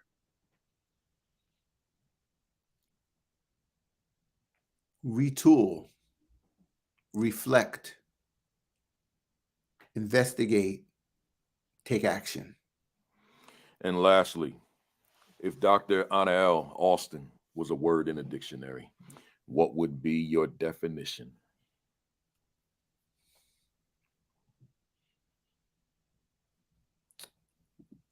Wow. Evolving. I like that. Evolving.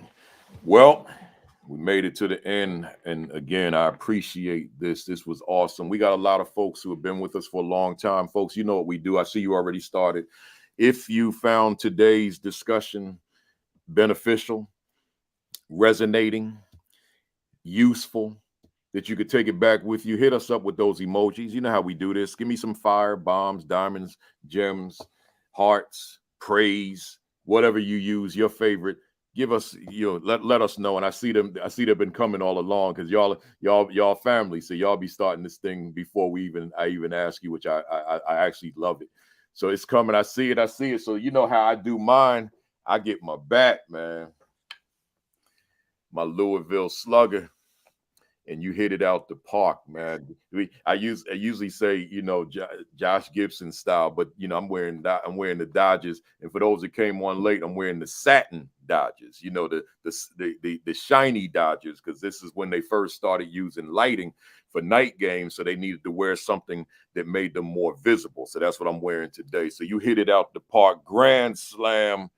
4 runs, but you came to bat 4 times, so you got 16 runs, 4 grand slams, Jackie Robinson style. Man, this was good. Hey, Doc, tell them how they could reach you.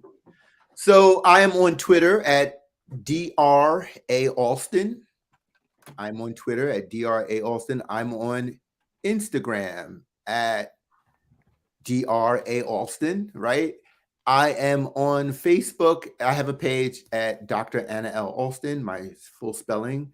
And yeah, and I want to, if I May 19th is our MBK symposium in Albany, New York. And it is invite only, but we are streaming the main stage on um, virtual on the NYSED website, www.nysed.gov. And our keynote speaker, I'm doing a presentation. Our keynote speaker is Dr. Eric Thomas, ET. ET. Bring the smoke. You can bring your own smoke because he's gonna have extra to give out. So yeah. And what we're gonna do is it's an amazing event. The professional development there is beyond excellent. And I invite you to go, and you can just Google NYSED, My Brother's Keeper, or MBK. And our website has a slew of resources, information, and it's about this movement. My Brother's Keeper is just not another program. And yeah, that's where we're at. And I had a great day that year. I keynoted, and it's just a great event. It's a great event. You know, it's big. There's no one else in the country that does it like this. Right. You And know, we're the only state in the country that has My Brother's Keeper into law with an annual budget, and which makes us lead the pack, in addition to having the support from the Chancellor and the Board of Regents and the legislature. And it's in the governor's budget, should they pass it soon enough. good stuff. Well, look, once again, I appreciate you. You all know how to get in touch with him on all those platforms. Dr. A. Alston. Get in touch with him, right? Hey, Doc, stay there for a minute while I do my rundown so we can holler off mic before you run. That'd be Uh, great. yeah, folks, I appreciate you being here. As always, let me go through this very quickly. Next week number 156. I've been doing a lot of New York the past few weeks. I'm going to keep it in New York next Saturday. I got a young man that calls himself the Bronx Principal. This is Principal Luis Torres. He will be my guest next week, and that'll be at 10:55 Eastern Time. Facebook every Saturday morning. My man Sean Hurt been dropping it, so join him at 10 o'clock. Then Create and Educate with the two doctors, Dr. Sheikah Houston and Dr. Tammy Taylor. They always dropping the knowledge. That's at 10:30. And then on Sunday night, my man Josh Tovar and Dean Packard dropping that information for the middle school leaders. That's at 7 o'clock Eastern Time, Sunday nights. And then Dr. Roz Gaskins and Coach Williams. Dr. Roz was on with us a few weeks ago, the Village Leadership Group, Tuesdays and Thursdays at 6. Join me in Charlotte, North Carolina, July 11 and 12 in person, not virtual. Join me live. We're taking the virtual AP Leadership Academy on the road. This will be the 6th annual. We call it the School Leadership Institute with Principal Kafele. Go to my website, principalkafele.com. Scroll down to the announcements, click that register button, and come on and join me in Charlotte, man. We're going to have a blast for 2 days. The AP Identity, the Assistant Principal Identity, my newest book comes out May 5th, but you can pre-order right now. So just go to Amazon.com, pre-order that book, get it out the way so that you get your copy before the rush, because every book, I've been blessed. Every book I've written, the past 4 books I've written they sold out on the day it was released. Right. So that's, we're talking like 6,000 copies on release day. And then you got to wait for them to be reprinted. So I want to avoid that. So just pre-order now. I did put a discount code in if you order from ASCD. Go to my Facebook page and look for the discount code. I think it's called Kafele 25 or something. Just go to, or 23 something. Just go to my Facebook page and scroll, because that may not be the code. You'll see it there. Go to Alexa, ASCD Alexa. Hear my morning messages. I'm on there every day, Alexa. Just go to ASCD Alexa and ask for Principal Kafele morning messages. It should pop right up.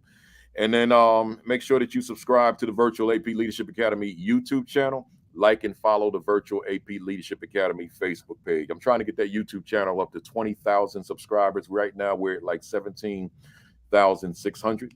So that's not a bad thing, but I want to get it up more. So just, tell your friends, tell your family, tell your colleagues, subscribe to the channel. If you haven't subscribed, subscribe to the channel, Virtual AP Leadership Academy YouTube channel. I haven't written a commentary in a couple of weeks, man. I've been needing some me time, man. Some self-care. And I don't know that I'm gonna write one tomorrow, man. I'm worn out. My body is worn out. So if I don't write one tomorrow, it's because I'm just worn, but I'll get to it soon. And then your diet, make sure you're eating right, you're taking care of yourself right with your exercise, and you continue to take those COVID-19 precautions because the virus is still here, right?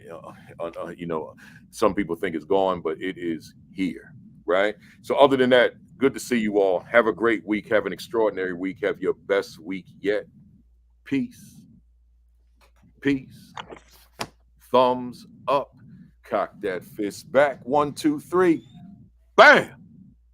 I see y'all next Saturday at 10:55. I think I'll be in Los Angeles. Yeah, I'll be doing that one from LA next week, but I will be live in that hotel room or somewhere in LA. See you then.